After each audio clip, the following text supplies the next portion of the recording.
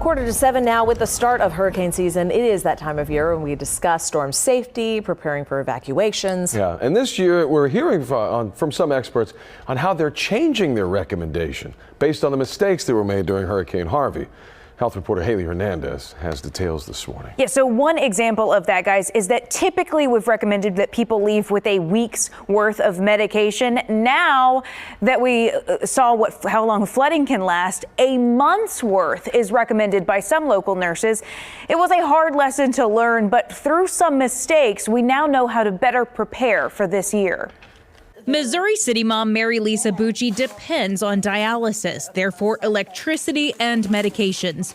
During Harvey, she left all the comforts of home just in case it saved her life. So my concern was, if the lights go out, how will I get my treatment? Her home did not flood, sparing her mountains of medical equipment while she was away.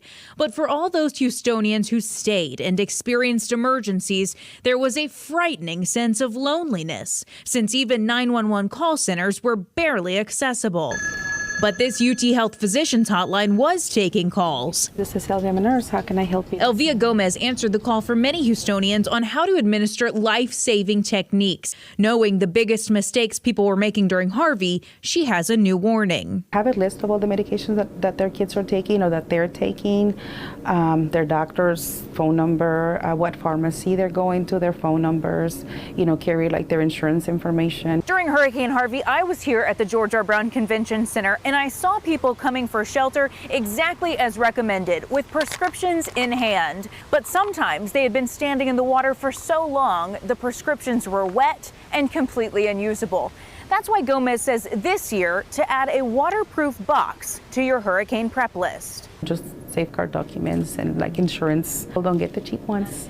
You want to spend a little bit of extra money just to make sure that they're gonna seal. Bucci says now she will take precautions a lot more seriously sooner in the season. And we think that every time a hurricane were to come in, we would leave.